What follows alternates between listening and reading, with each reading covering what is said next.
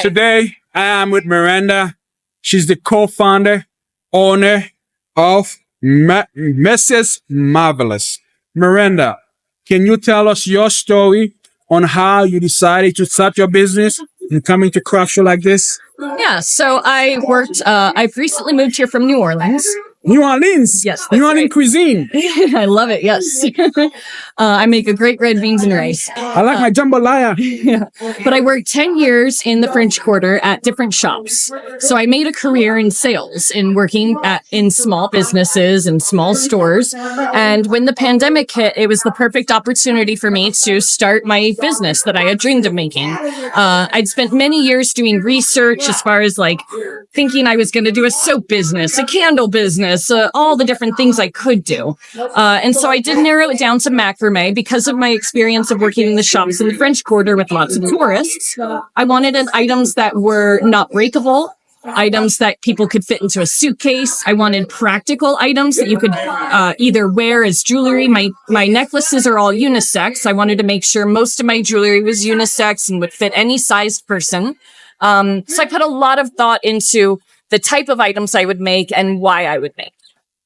And how long? So you started 2020 when the COVID happened? I started during the pandemic because my sales job in the French Quarter wasn't, that obviously. Yeah, wait a minute. Yeah. And did you go to craft show in New Orleans, or when did you begin to go into craft show? December of 2020 was my first art market. And then the summer of 2021 was the first summer that it was really booming, that it was doing, pretty well. The markets were starting to come back in New Orleans. Of course, we wore masks and we're spread apart, but still, summer of 2021 is when the markets first started back up in New Orleans. And so I did a bi-monthly market 2 times a month in New Orleans at City Park and at another park. Those are huge parks in New Orleans. And then I did that for a few years, and then I needed to grow and expand. So I started doing Renaissance festivals. And I did so good at the Renaissance festivals. The macrame in my business was the business, but the clothes were my hobby. Like, yes, I need another corset. Right? Oh, Willie, I'm so scared. Exactly. I love the outfits. I love the theatrics of the Renaissance festivals. And then last fall, I moved to Utah. Welcome to Zion. Right? The Beehive State. Yep. I have lots of family here. I lived here in my 20s, so I do have some friends here as well. But I feel like I'm starting from scratch here, where I'm trying to figure out what markets I belong at, what markets I do best at. And also, I'm not used to having to shut my business down in the winter. So I'm getting used to a seasonal markets as well. And that's something else I have to get used to living here. But I'm excited to come in with a bang in the summer and introduce myself to Utah. Perfect. Yeah. And I guess you have experience in multi-state, doing market. One of the things that I think is fascinating is the uniqueness of each vendor of producing their own product and the time it takes for them to make it. And why? What is the drive behind this business? What is the reason you create this business? The ultimate reason is to work for myself, to own my own business, to have that pride. When I worked in other people's shops in the French Quarter, people would walk in and ask me if I was the owner over and over and again. And I had to say, no, I'm not the owner. But it's because I presented myself in a way of as an expert, as ownership. I presented myself as an owner, and I just knew I have the skills, the mentality to be an owner of a store. And this is my opportunity to be an owner of the store. I've been a crafter my whole life. My mother taught me to sew before I could reach the pedal. So being a craft artisan business is not easy. It's kind of like saying I want to be a professional singer, or something, or a professional athlete. It's difficult. But I feel like with my balance of skills of being a business owner or being a salesperson, enjoying the bookkeeping and different business mindset of it, but also loving the art and the crafting and the making of it, I feel like it's a trifecta for success for me personally. I did again during the pandemic. While I was starting my business, I also went to community college and I got a degree in business administration. So I started my business while I was in community college. That's good. Yeah. And I'm pretty sure you've seen that before, where you go to a market and you see someone, they come once or twice and they stop going to the markets. Why do you think it's so hard for some vendor to be consistent and they just drop out? Because they're not making enough money to make it their full-time job. And they're not making enough money to make it their full-time job because they're not running it like a business. They're running it like a crafter. I hear many vendors say, if I make my booth fee back, it's successful. I'm like, that is not successful, making your booth fee back. You have to make income for your time to make each individual item. You just have to make so much more money than just the booth fee back. And of course, if you're just doing it as a hobby, then you're not going to be successful. But if you run it like a business, then you can be successful. Also, knowing the right markets to come to. This is my first time at this market. I'm at... You're good. This is my first time at this market. I have to spend this year going to every single market I possibly can, because then I have to find out which markets are best for me personally. Which market you have to work smarter, not harder. So the bigger the events, the more income you can possibly make. But if you stay small, then you're always going to be small and you're not going to succeed. And you have to have a daytime job. And man, daytime jobs, when you're working for an hourly wage, it just takes so much out of your physical and soul that you just don't have time to make your art. Focus on your art and make that a business. And a lot of artists are just artists. They want to make what they want to make. Where my goal is, I have to find that balance where if the customers want to buy it, I'm grateful that I have the ability to make something they want to buy. So I'm going to make what the customers want. If enough people ask me for a certain item, I'm going to do it. I'm going to make that item.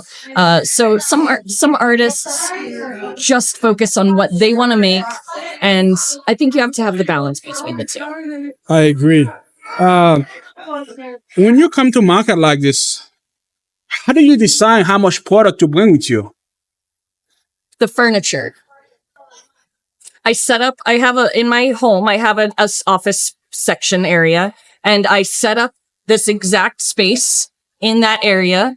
I'm used to working with the 10 by 10, and all that 10 by 10 canopy tent, all my merchandise is all hung up all around it. But since I've been coming to these indoor markets, because it's seasonal and it's indoor here, I had to set up my furniture, which are these garment racks and the table. And that's basically how much merchandise I bring, is I fill up the space that I have, the furniture space that I have. You improvise, Yeah. You improvise as an entrepreneur. That's what entrepreneur does, You don't say, well, in New Orleans, I used to have it outside. This is not fair.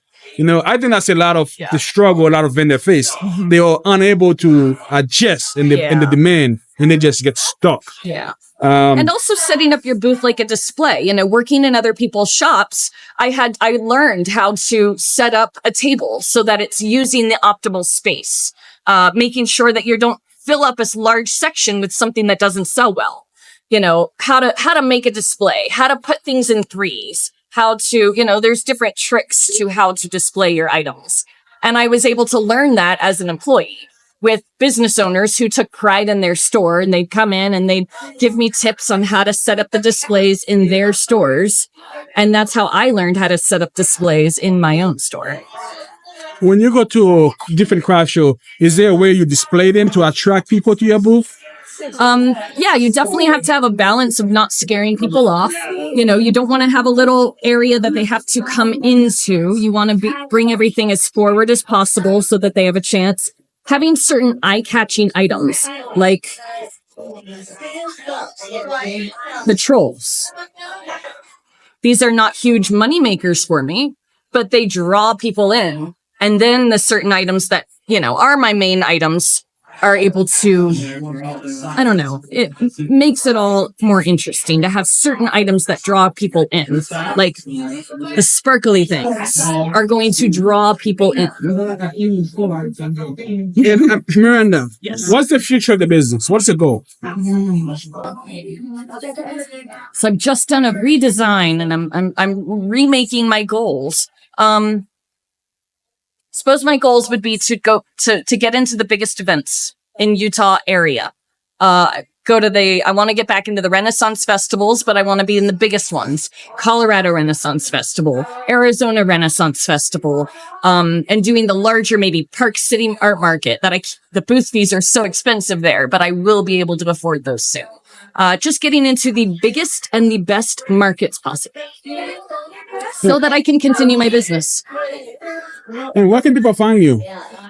You can find me on Instagram. You can find me on Instagram, Facebook, TikTok, at Mirza's Marvels, MIRZASMARVELS. And then I'm still exploring Utah and finding out which markets are best for me. So if you have a suggestion of markets that you think I would do well at, let me know and I'll book it. I'll be there. Miranda, thank you for talking to us and good luck today, okay? Thank you so much. Hey, Girl Scout.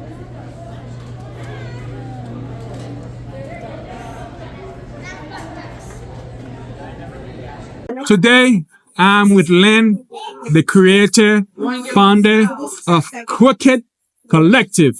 Len, tell us your story. How did you get involved in coming to craft show like this? Yeah, so this is my first craft show ever. Oh, wow. Very welcome. Exciting. Thank you.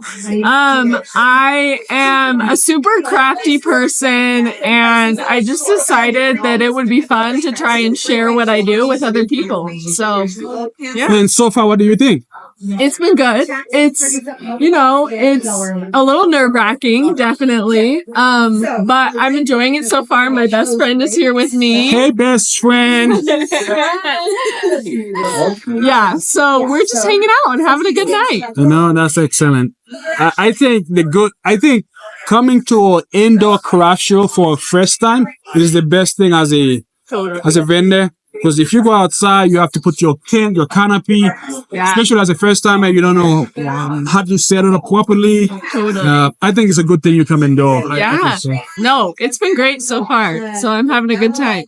That's excellent. And can you tell us a little bit more about what you sell and how you make them? Yeah. So everything is ceramic. It's low fire clay. And essentially there's like a 5-step process where I mold the charms, I paint them, I glaze them. I have a little mini kiln at home. And yeah, so they each take a lot of work, but they turn out really cute. So it's fun.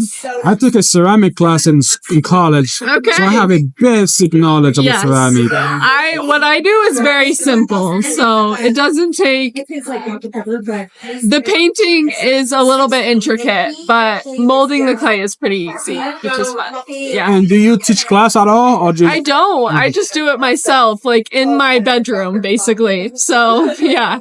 That's how it all starts. You never know. And how much production can you make in a small facility like that? This is basically my inventory, what I have out right here. So it's something that I just, when I'm feeling creative, I'll work on it. And if I'm not in the mood, then that's okay. I'm not trying to like bust out tons of stuff. So yeah. And where do you see your business going? Where's the future? Ooh, I don't know. I'm kind of just excited to see where this first craft show takes me. I'm not, I have a job aside from this, so it's pretty low stakes for me, but I would be excited to see it grow eventually. Yeah. I know this is your first market and you only been here for a couple hours. But what advice would you give to a first-time vendor that is watching this? I would say just be yourself. Do what makes you happy. And I think being able to share that with other people will feel fulfilling for you. And I think that's the most important part to me, is just to like fuel my creative purpose. Yeah. And how did you find this market? I literally just looked up craft markets near me. So yeah, there's tons, but this one was a good entry into it because it was only $40 to enter. So yeah, it was a good one. So the price was good. Yes, yeah. And where can people find you? I am on Instagram at Crooked Collective. And I am hoping to start an Etsy shop, but we'll see. That hasn't happened yet. So, yeah. All right. Thank you, Lynn. And thank you for chatting with us. Good luck today, okay? Hey, thank you. You too. Nice to meet you. Yeah.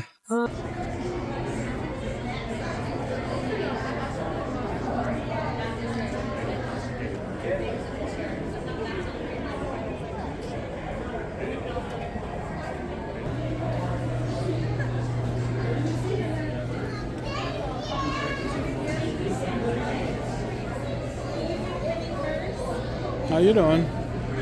How you doing? Good? You've been everywhere. Yeah. 12 years and 9 years here. So my 20s were spent here. And then 12 years there.